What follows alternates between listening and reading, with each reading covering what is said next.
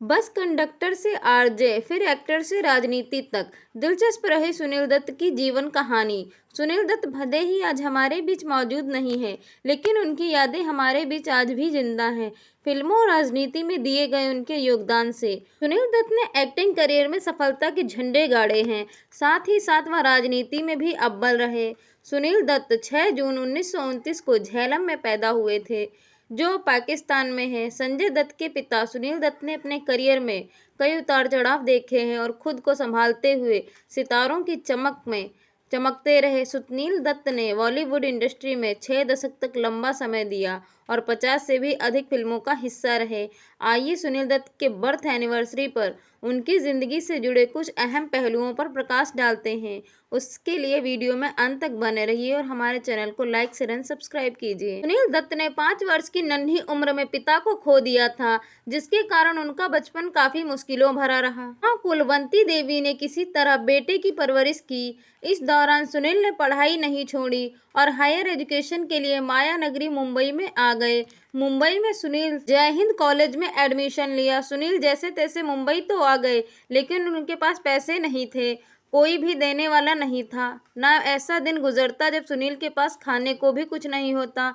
इसी कारण सुनील ने पढ़ाई को जारी रखते हुए नौकरी की तलाश शुरू कर दी। उस वक्त पेट पालने के लिए सुनील ने बस कंडक्टर की नौकरी की थी। बस कंडक्टर की नौकरी करते हुए सुनील को विचार आया कि जीवन में कुछ बड़ा करने की ज़रूरत है। सुनील दत्त ने कॉलेज खत्म करने के बाद एक्टिंग की दुनिया में कदम रखने से पहले रेडियो जॉकी की जॉब की थी। उस वक्त सुनील रेडियो सेलियन में हिंदी के सबसे पसंदीदा अनाउंसर में से एक थे। बेहतरीन नौकरी होने के बाद भी सुनील के जहन में एक्टर बनने की चाह पनपने लगी और आगे चलकर इसने जुनून का रूप ले लिया। सुनील दत्त ने वर्षों तक आरजे की नौकरी जारी रखी। वहीं उनकी किस्मत ने वर्ष 1955 में पलटी मारी और उन्हें पहली फिल्म मिल गई।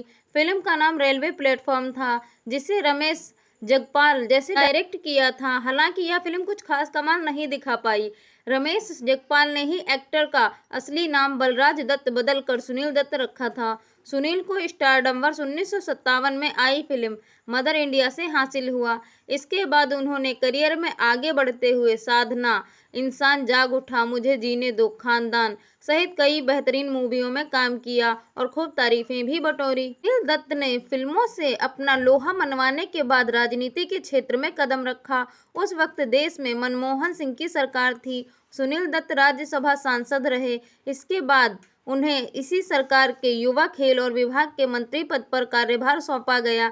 सुनील दत्त ने इस क्षेत्र में रहते हुए तमाम जरूरतमंद लोगों की मदद की। 5 साल की उम्र में शुरू हुई संघर्ष की कहानी मदर इंडिया की अपार सफलता के बाद बस फिर कभी मुड़कर ही नहीं देखा पीछे। हिंदी सिनेमा जगत पर राज करने वाले सुनील दत्त ने अपने करियर की शुरुआत बतौर अभिनेता नहीं, बल्कि रेडियो जॉकी से की थी। स्वतंत्र भारत की आज़ादी के महज 8 साल बाद 1955 में पहली फिल्म मिली। इनकी पहली फिल्म का नाम था रेलवे प्लेटफॉर्म। सालों तक एक रेडियो जॉकी के रूप में काम करने के बाद सुनील दत्त की किस्मत चमक गई, जब उन्हें स्वतंत्र भारत के 8 साल बाद पहली भारतीय फिल्म 1955 में पहली फिल्म प्लेटफॉर्म में। हालांकि सुनील ने इस फिल्म में कुछ खास कमाल नहीं किया, लेकिन इसके बाद सुनील दत्त को बॉलीवुड की दिग्गज अभिनेत्री नरगिस के साथ फिल्म मदर इंडिया में अहम रोल मिला।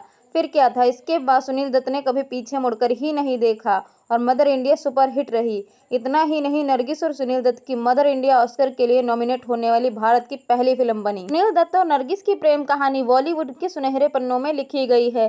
सुनील दत्त ने फिल्म मदर इंडिया में नरगिस के बेटे की भूमिका निभाई थी। बता दें, इस फिल्म की शूटिंग के दौरान एक बार सेट पर आग लग गई, जिसमें नरगिस फंस गईं। ऐसे में सुनील दत्त ने अपनी जान की परवाह किए बगैर नरगिस को आग की लपटों से बचा लिया। इस दौरान सुनील को काफ़ी चोटें आई। वह इतना झुलस गए थे कि काफ़ी समय तक इलाज भी कराना पड़ा। यहीं से सुनील और नरगिस के दिल में जगह बना ली। दोनों एक दूसरे के प्यार में पागल हो गए। 11 मार्च 1958 को नरगिस और सुनील एक दूसरे के हो गए। इसके बाद दोनों के 3 बच्चे, जिनका नाम प्रिया दत्त, नम्रता दत्त और सुपरस्टार अभिनेता संजय दत्त है। अपने जीवन काल में सुनील दत्त ने राजनीति में भी अपना दमखम दिखाया। सुनील दत्त उस समय देश में मनमोहन सिंह सरकार के दौरान राज्यसभा सांसद भी थे।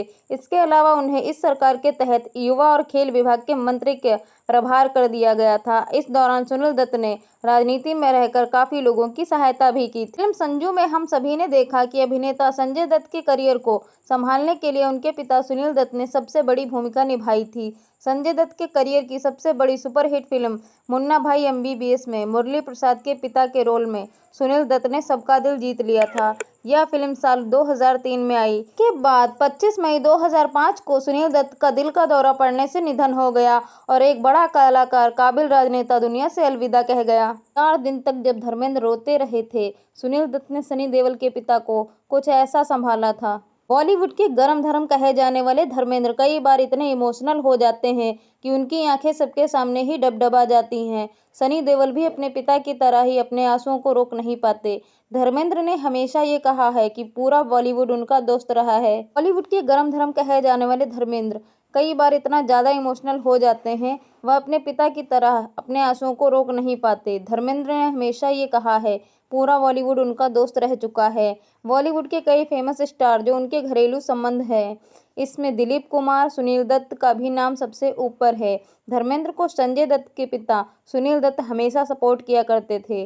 चलिए आपको वो किस्सा सुनाते हैं जब धर्मेंद्र एक बार गम में डूब गए थे, तब सुनील दत्त ने उन्हें कंधे पे संभाला था। धर्मेंद्र ने जब फिल्म फेयर के कंटेस्ट में फॉर्म पहली बार मुंबई भरकर भेजा था, तो उनकी फोटो का सिलेक्शन सुनील दत्त और नरगिस ने ही किया था। शत्रुघ्न सिन्हा के साथ एक इंटरव्यू में धर्मेंद्र ने बताया था कि उनके साथ उनका कोई दोस्त भी पंजाब में आया था। धर्मेंद्र के लिए दिलीप कुमार, सुनील दत्त हमेशा उनके बड़े भाई की तरह थे। सुनील दत्त हमेशा ही धर्मेंद्र को अपना भाई मानते थे और अपनी हर बात उनसे शेयर किया करते थे। धर्मेंद्र ने एक इंटरव्यू में बताया था कि कुछ कारणों से वह इतने दुखी हो गए थे कि उनके आंसू ही नहीं रुक रहे थे। उनका कहना था कि वह पारिवारिक और सामाजिक रूप से टूटने लगे थे।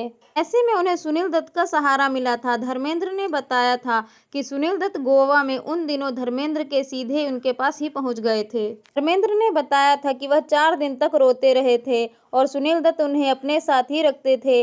रात को सोते समय वह एक बच्चे की तरह उन्हें खुद से चिपका लिया करते थे। बॉलीवुड में धर्मेंद्र ने बहुत लंबे समय तक राज किया है, लेकिन एक समय ऐसा था जब अपनी गरीबी के चरम पर थे। बॉलीवुड में अपना भाग्य आजमाने धर्मेंद्र चले तो आए थे, लेकिन उनको करीब 1 साल तक बहुत स्ट्रगल करना पड़ा था। सनी देओल के पिता धर्मेंद्र को कई बार ऐसा लगता था कि उनका सपना पूरा नहीं हो सकेगा, क्योंकि कई रातों तक वह केवल भूख के रहकर बिताते थे, बल्कि उनके पास रहने के लिए रेलवे क्वार्टर की बालकनी थी।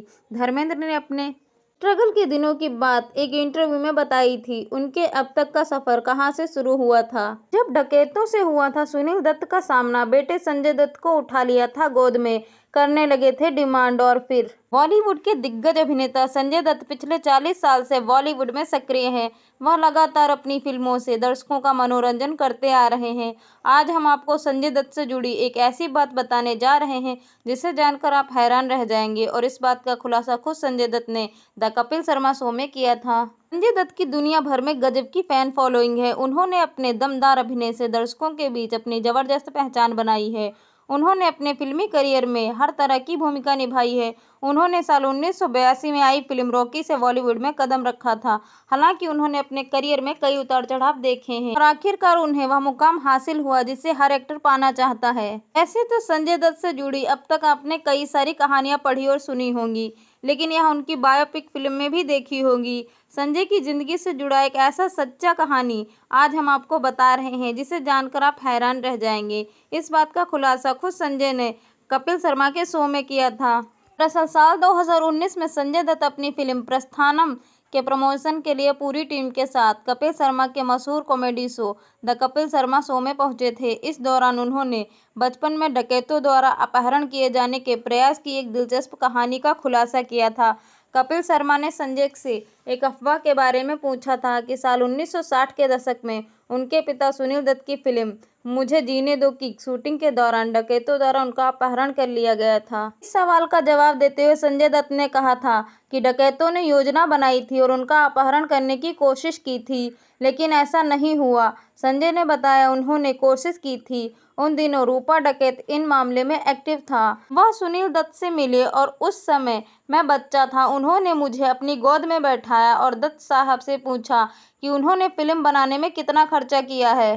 संजय ने आगे बताया, डकैतों ने दत्त साहब से जवाब पूछा था 15 लाख रुपए। उनसे मेरे पिता ने पूछा कि अगर हम इस बच्चे का अपहरण करते हैं तो आप हमें कितना देंगे। मेरे पिता ने बड़ी चतुराई से इसे हंसते हुए मुझे अपनी गोद में वापस ले लिया। दिन की शूटिंग रद्द कर दी गई और अगले ही दिन उन्होंने मुझे मेरी मां के साथ बॉम्बे वापस भेज दिया और यह अफवाह आंशिक रूप से सच है। मेरा अपहरण नहीं किया गया था। सुनील दत्त ने संजय दत्त के लिए अपना घर भी बेचा था। साल 1993 में मुंबई बम धमाकों के बाद जब संजय दत्त को अवैध हथियार रखने के आरोप में गिरफ्तार किया गया था, तब सुनील दत्त ने अपने बेटे को कानूनी लड़ाई में मदद करने के लिए अपनी संपत्ति बेची थी, लेकिन यह घर नहीं था। एक रिपोर्ट के अनुसार सुनील दत्त ने संजय दत्त को जेल से बाहर निकालने और कानूनी लड़ाई लड़ने के लिए अपनी संपत्ति का एक हिस्सा बेच दिया था।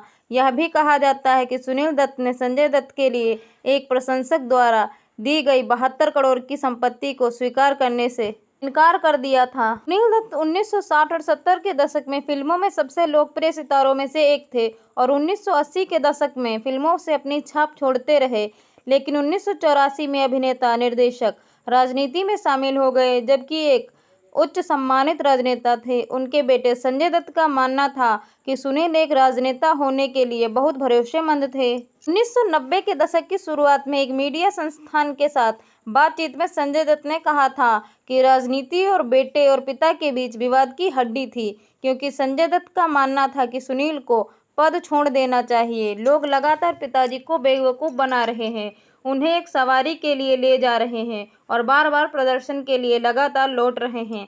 काश उसे इस बात का एहसास होता कि वह इस तरह का व्यवहार करना बंद कर देता।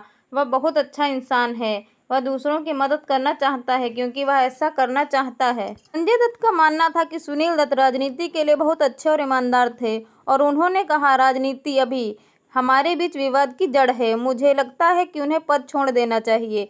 वह राजनीति के लिए बहुत अच्छे और ईमानदार हैं। वह देश के लिए अच्छा करना चाहते हैं, लेकिन यह सब महसूस करने में विफल रहता है। यह एक व्यक्ति का काम करना नहीं। राजनीति आने के बाद वह लगातार तनाव में थे। मैं चाहता हूं कि वह अपनी फिल्मों बनाते रहें, कुछ ऐसा करें कि उन्हें जीवन भर याद किया जाए। इस चैट में अभिनेता ने साझा किया था कि जबकि उन्हें माँ बेटा मानते थे, वह वास्तव में अपने पिता से अधिक प्रभावित हैं। संजय की मां अनुभवी अभिनेत्री नरगिस हैं, जिनका देहांत 1981 में हो गया था। फिल्म रॉकी के प्रीमियर के कुछ दिन पहले, जिसे उनके पिता सुनील दत्त निर्देशित कर रहे थे, उन्होंने कहा, लोगों ने अक्सर हमारे रिश्ते के बारे में अनुमान लगाया था। उनका मानना था कि मैं मामा का लड़का था, लेकिन तथ्य ये था कि मेरे पिता, जिन्होंने मुझे सबसे ज़्यादा प्रभावित किया, हम अपने मूल्यों और प्राथमिकताओं को साझा करते थे। अभिनेता के नशे की लत से जूझने के कारण सुनील दत्त संजय से चिपक गए थे। उन्होंने अपने बेटे का समर्थन किया। यह आरोप लगाया गया कि संजय 1993 के बम विस्फोट में शामिल हो सकते हैं। 2007 में संजय को सभी आरोपों से मुक्त कर दिया गया, लेकिन अवैध रूप